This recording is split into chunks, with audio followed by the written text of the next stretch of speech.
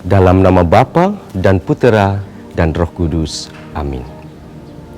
Saudara-saudari yang terkasih, Jumat Kelabu adalah hari yang penuh derita bagi Yesus.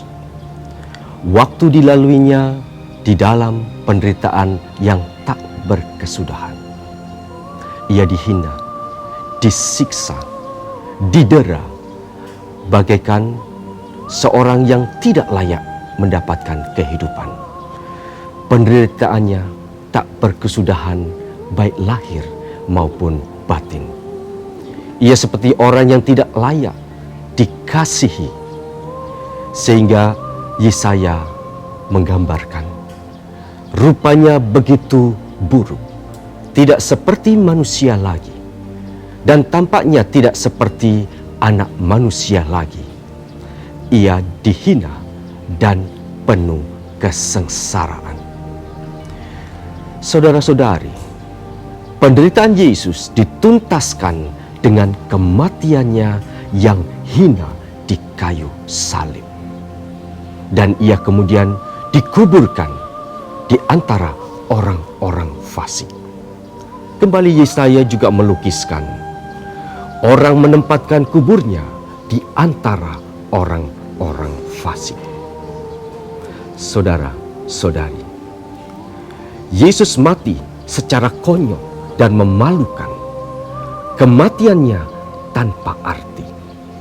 Derita dan pengorbanannya adalah kesia-siaan. Benarkah demikian, saudaraku terkasih? Benarkah pengorbanan Yesus adalah kesia-siaan karena kematiannya yang konyol, kematiannya yang hina di antara dua penjahat yang disalibkan? Dari gelap kubur hadirlah terang. Dari kematian lahirlah kehidupan yang baru. Gelap dienyahkan dan kematian dikalahkan oleh kebangkitannya. Dan hadirlah kehidupan baru. Apakah ini kesia-siaan, saudara? Saya kira tidak.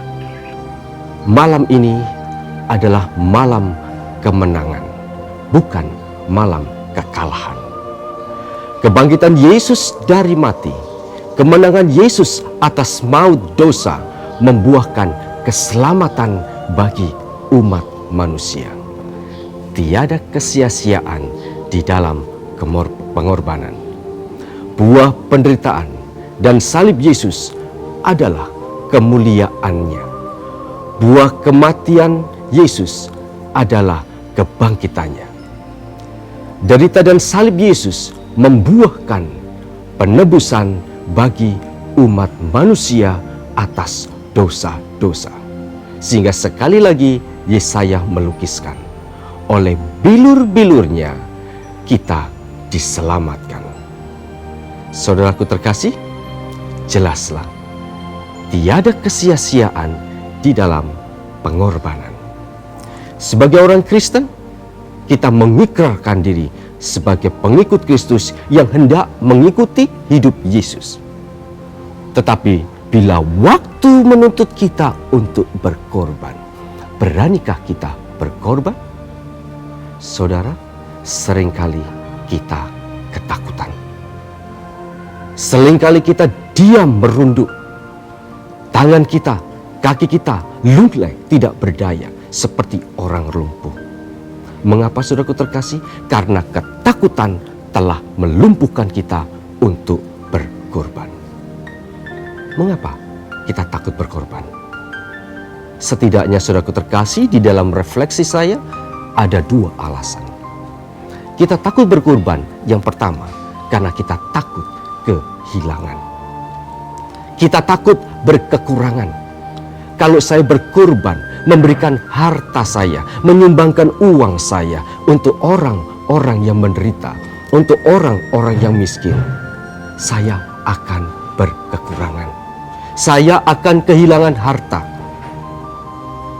Bila saya memberikan waktu saya untuk mengunjungi orang sakit, untuk menghibur atau mendengar orang yang berkesusahan, saya kehabisan waktu. Banyak pekerjaan yang harus saya lakukan.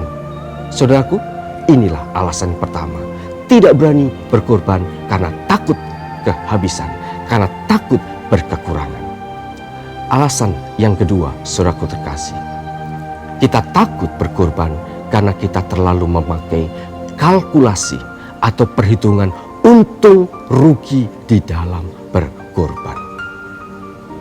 Ada banyak orang yang menderita, orang yang tidak memperoleh belas kasih atau perhatian karena, saudaraku terkasih, kita terlalu memakai pertimbangan untung rugi. Banyak orang menderita, terutama orang-orang yang ada di sekitar kita, anak-anak kita, orang tua kita yang sudah tua dan jompo. Beranikah kita memberikan waktu kita untuk mengunjungi mereka, memperhatikan mereka, melayani mereka, dan lain sebagainya? Kita tidak berani. Karena kalkulasi untung rugilah yang kita pakai. Apa untungnya? Apa gunanya bila saya mengorbankan waktu saya, jam-jam saya, perhatian saya untuk mereka? Saudara, saudari yang terkasih, bila gagasan yang menguasai kita adalah yang seperti ini, maka jelaslah bahwa pengorbanan adalah sia-sia. Saudara, coba Anda berpikir, jika Yesus memakai cara pikir seperti yang kita miliki, maka Yesus tidak akan berkorban, Yesus tidak akan menderita, Yesus tidak akan menyerahkan nyawanya. Saudara, Yesus kehilangan nyawa bukan sia-sia belaka, tetapi ada suatu nilai di sana, yakni keselamatan umat manusia. Maka saudaraku terkasih, tiada kesia-siaan di dalam pengorbanan. Selalu ada buah-buah yang dihasilkan dalam setiap pengorbanan. Ada banyak berkat dan rahmat tersembunyi yang akan tercurah atas setiap pengorbanan yang dilakukan. Saudara-saudari yang terkasih, pasca kebangkitan Kristus atas maut harus menjadi kemenangan kita untuk mengalahkan cara pikir yang keliru. Kemenangan kita untuk mengalahkan ketakutan kita di dalam berkorban. Kemenangan kita untuk menggunakan kasih sebagai pertimbangan di dalam pengorbanan kita, bukan pertimbangan untung dan rugi. Cinta kepada sesama menghanguskan, melenyapkan kalkulasi untung dan rugi di dalam pengorbanan. Tiada kesia-siaan di dalam pengorbanan. Demikian juga Bapak Paus Fransiskus mengatakan, hidup bertumbuh di dalam pemberian diri, dilemahkan di dalam keterasingan dan kenyamanan. Maka mari saudaraku terkasih, kita mencoba semakin berani memberikan hidup kita sebagai suatu pengorbanan. Tiada kesia-siaan di dalam pengorbanan. Yesus sendiri mengatakan di dalam Matius bab 10 ayat 39, barang siapa menyerahkan nyawanya, kehilangan nyawanya, ia akan menyelamatkan nyawanya. Bapak Paus Fransiskus juga mengatakan, hidup bertumbuh dengan membagikan diri. Dilemahkan di dalam keterasingan dan kenyamanan.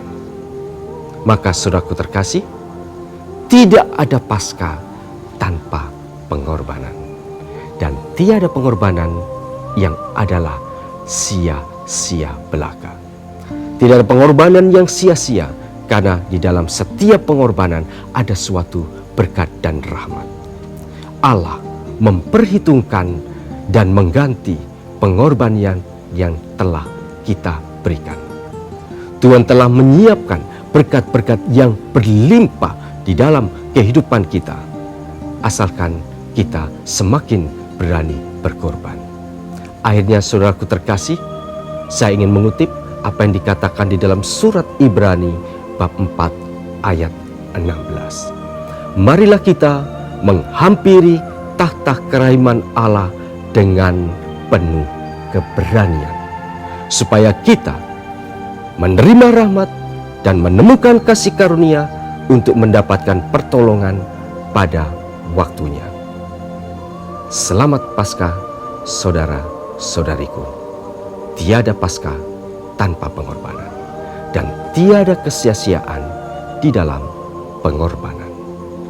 Amin. Dalam nama Bapa, Putera, dan Roh Kudus. Amin.